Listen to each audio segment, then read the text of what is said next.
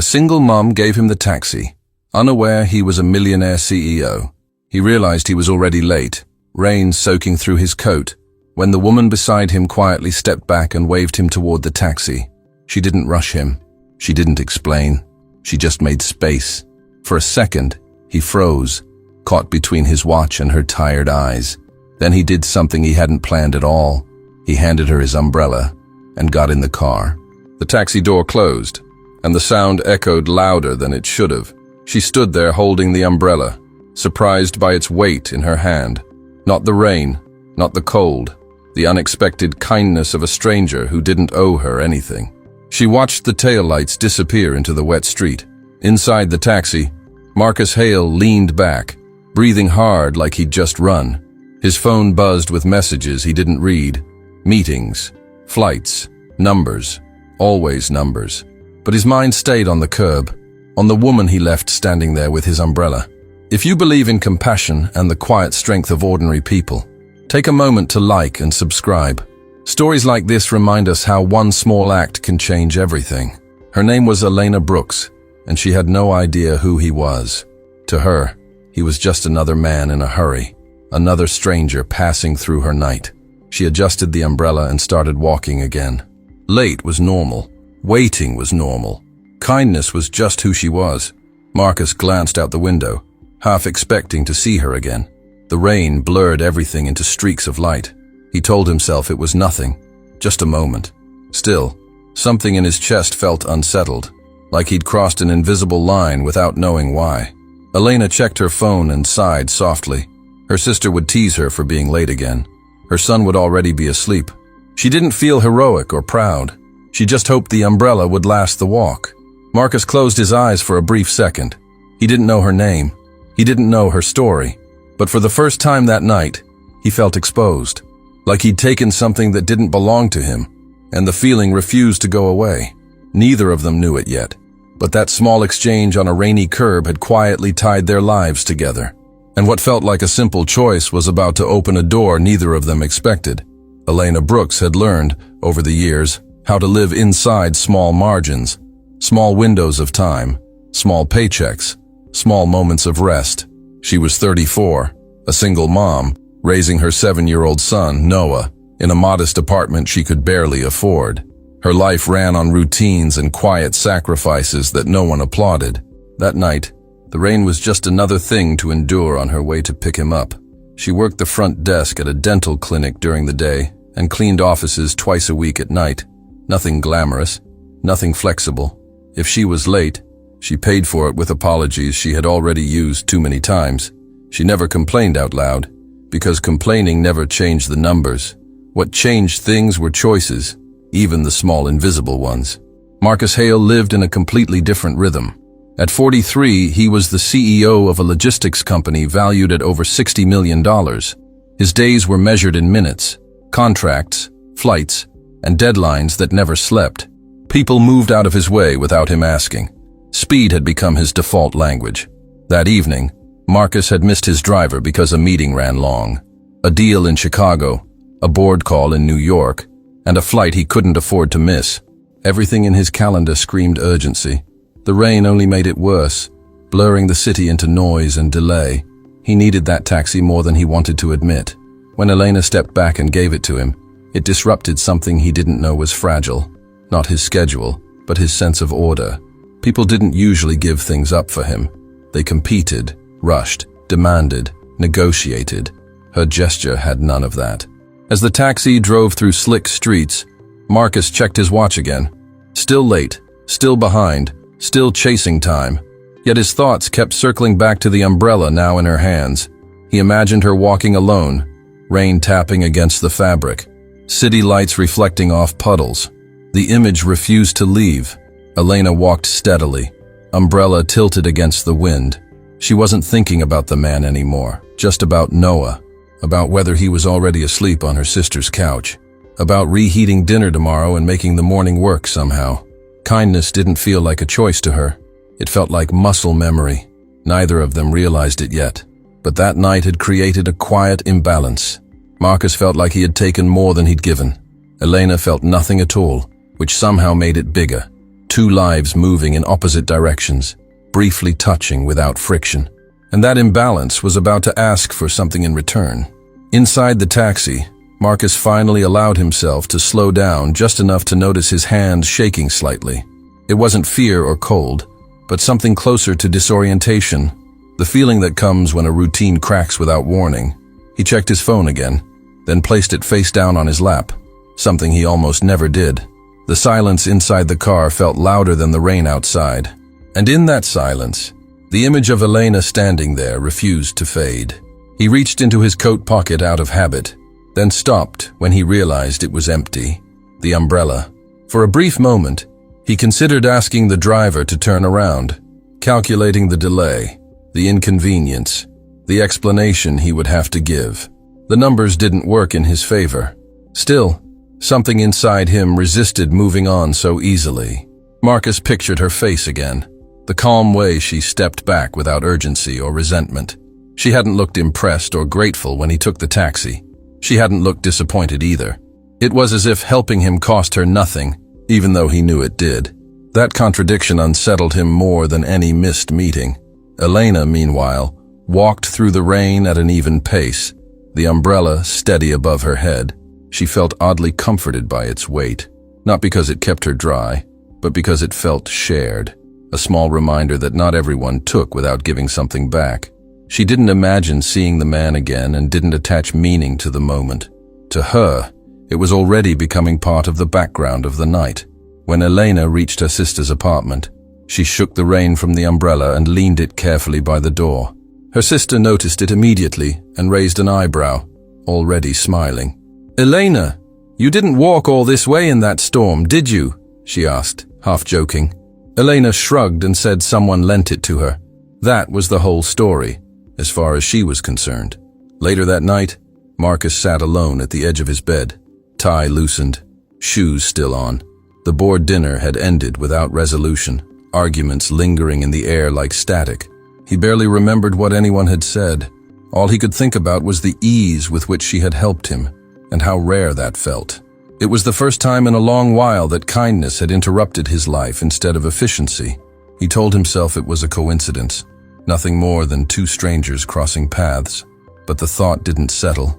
It pressed against him quietly, asking a question he wasn't used to answering. What did he owe a moment like that? If anything at all? And what happened if he chose to ignore it? That night, both of them slept under the sound of rain hitting glass. Elena dreamed of missing buses and finding her way anyway. Marcus dreamed of standing still while the world moved past him. Neither dream made much sense in the morning, but both carried the same message, waiting to be understood. The next morning arrived without relief for either of them, only the quiet weight of unfinished thoughts. Elena woke up before her alarm, listening to the rain fade into a dull gray sky outside her window. Her body felt heavy, the kind of tired that sleep doesn't fix, only postpones. She moved carefully through the apartment so she wouldn't wake Noah too early. There was no room for delay, not in her life, not ever. As she made breakfast, she checked her phone and saw a message from her sister asking if she could pick Noah up again that night. Elena stared at the screen longer than usual, calculating hours, buses, and the small margin of error she lived inside. She typed yes, because no always came with consequences she couldn't afford. Helping others was easier than asking for help herself. It was a pattern she didn't question, only lived with. Marcus, on the other hand, woke up late in an apartment that was too quiet for his thoughts. The city outside had already started moving, but he felt strangely disconnected from it. His phone was full of messages from executives, assistants, and board members waiting for answers. He answered none of them at first, sitting on the edge of his bed with his hands resting uselessly on his knees. The sense of urgency that usually fueled him felt muted, replaced by something heavier. At the office, Marcus moved through meetings on autopilot, nodding at the right moments and signing where he was told. His mind kept drifting back to the night before, to the curb, to the umbrella. He felt exposed in a way that didn't make sense, as if giving that small thing away had stripped something else from him too. For the first time, success felt loud and hollow at the same time. He wondered when exactly that had happened. Elena spent her day rushing between tasks, her mind focused on getting through the hours without dropping anything important. Patients complained at the clinic, the printer jammed twice, and her lunch break disappeared without warning. She didn't think about the man from the taxi, but she felt the absence of ease everywhere. Every small obstacle reminded her how thin her safety net really was. By the time evening came, her chest felt tight with exhaustion she couldn't name. That night, the rain returned harder, louder, filling the streets with reflections and noise. Elena stood at the bus stop holding the umbrella, watching cars pass without slowing down. She felt alone in a way that wasn't dramatic, just deeply familiar. No backup plan, no spare time, no one waiting to catch her if she fell behind. She adjusted her grip on the handle and waited. Marcus left his office late, walking instead of calling for a car without knowing why. The rain soaked through his jacket quickly, cold seeping into places he usually kept guarded. For the first time in years, he felt unprotected, stripped of the layers that money usually provided. He realized how rarely he allowed himself to be uncomfortable, and how little he understood the people who lived there daily. Both of them were alone that night, carrying different weights that felt strangely similar. Elena carried the quiet fear of always being one step away from losing control. Marcus carried the realization that control had never meant safety. Neither of them had anyone to share those thoughts with, and in that shared loneliness, the story began to pull them closer without either one noticing yet. 3 days later, Marcus stopped at a small neighborhood coffee shop he had never noticed before, the kind of place with fogged windows and uneven chairs. He told himself it was just convenience, that traffic forced the stop, but something else guided him there. The bell above the door chimed softly as he entered, shaking rain from his coat. The warmth inside contrasted sharply with the cold he had carried all week. Then he saw the umbrella leaning against the wall. Elena sat at a corner table, her son Noah across from her, swinging his legs under the chair. She was helping him with a spelling worksheet, her voice low and patient, her focus entirely on him. The umbrella rested beside her, folded neatly, water still dripping onto a worn mat. Marcus recognized it instantly, a strange jolt hitting his chest. It was the first physical proof that the moment hadn't disappeared. He stood frozen near the counter, unsure whether to move closer or turn around. Part of him wanted to speak, to explain, to somehow close the loop his mind refused to release. But Elena didn't look up, didn't scan the room, didn't search for recognition. To her, he was invisible again, just another man in line. That hurt more than he expected. Noah laughed suddenly, proud of spelling a word correctly, and Elena smiled at him with a softness Marcus wasn't used to seeing. It wasn't performative or loud, just present and steady. Marcus realized then that he hadn't been truly present with anyone in a very long time. Meetings demanded attention, but not presence. This was different. When Elena finally stood to leave, Noah tugging at her sleeve, Marcus stepped aside instinctively to let them pass. She murmured a quick thank you without looking directly at him, already thinking about the next task in her day. Her indifference wasn't rude, just honest. She owed him nothing and expected nothing in return. That truth settled heavily in his chest. As they passed, the umbrella brushed lightly against his leg. The contact was brief, accidental, yet grounding. Marcus felt something shift, not dramatically, but deeply, like a quiet truth surfacing. This woman had accepted kindness without attaching identity or value to it, and that unsettled everything he believed about worth. After they left, Marcus sat alone with his coffee growing cold in front of him. He replayed the scene again and again, noticing details he had missed before. The tired lines around Elena's eyes, the careful way she held Noah's backpack, the umbrella treated like a shared responsibility. For the first time, he wondered what her life looked like beyond that moment, and why that curiosity felt urgent. Marcus didn't follow them. He didn't call out or try to reconnect. Instead, he sat there longer than planned, letting the realization sink in. Kindness, he understood now, wasn't about being seen or remembered, and once you truly noticed that, there was no going back to who you were before. Marcus didn't wake up the next morning with a plan, which was unusual for him and deeply uncomfortable. Instead of drafting emails or calling his assistant, he replayed the image of Elena helping her son with spelling, calm and present in a way he rarely allowed himself to be. He realized his instinct was not to fix something quickly, but to stay with the discomfort long enough to understand it. For the first time, his response wasn't about winning time back, but about giving time away. That shift scared him more than any risky deal ever had. At work, Marcus began noticing how often people around him were rushing not because they wanted to, but because they had no choice. The delivery drivers, the junior analysts, the night cleaning crew who left before sunrise, all moving through systems that never slowed down for them. He listened more and spoke less, which confused his team at first. Meetings stretched longer, not because they were inefficient, but because he allowed people to finish their thoughts. It felt like swimming against a current he had helped create. Elena's days continued with their usual pressure, but something subtle had shifted inside her as well. She found herself thinking about the umbrella when the rain came, not as an object, but as proof that kindness could arrive without warning.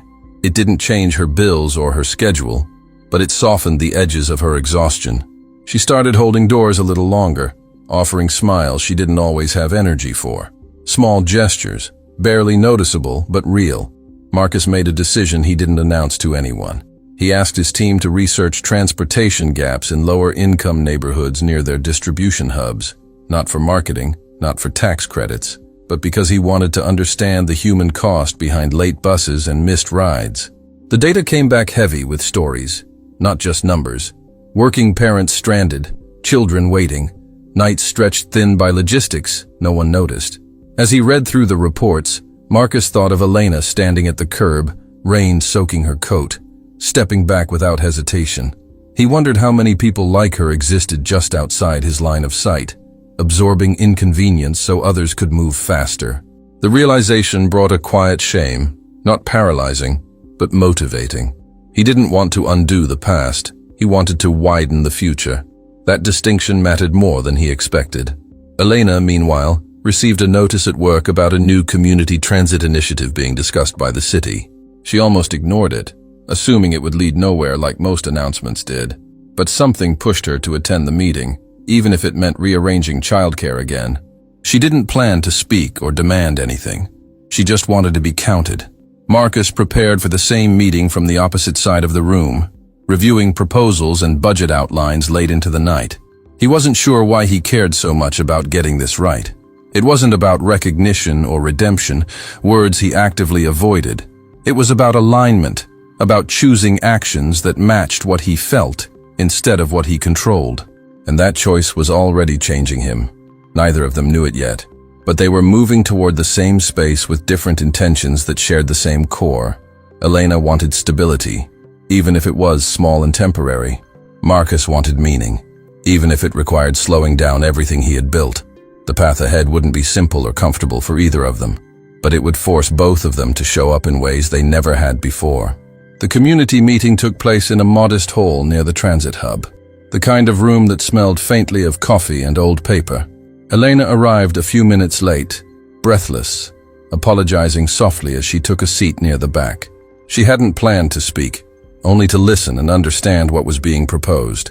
Her hands rested on her lap, fingers interlaced tightly, a habit she had when she felt out of place. She scanned the room, unaware that Marcus was already there.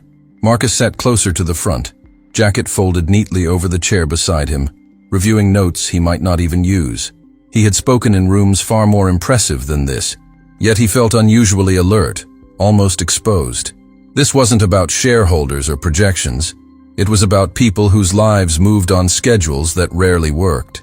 He reminded himself to listen first, something he was still learning to do. Then the facilitator invited public comments. At first, only a few voices spoke, cautious and fragmented, sharing frustrations without expectation of change. Eleanor listened closely, recognizing pieces of her own life in every sentence. When the facilitator asked if anyone else wanted to speak, she hesitated, her instinct telling her to stay quiet. Her sister's words echoed in her mind, teasing but true, about always letting others go first. Slowly, Elena raised her hand. When she stood, the room grew quieter than before, not out of respect, but curiosity. Elena didn't introduce herself with confidence or credentials. She spoke plainly, describing nights waiting for buses that never came. She talked about rushing through rain, about children falling asleep before their parents arrived, about exhaustion that compounded silently. Her voice didn't shake, but it carried weight because it wasn't trying to persuade.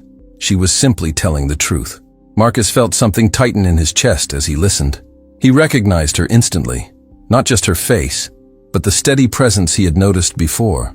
She spoke the way she lived, making room for others even while asking for very little. He realized that this was what commitment sounded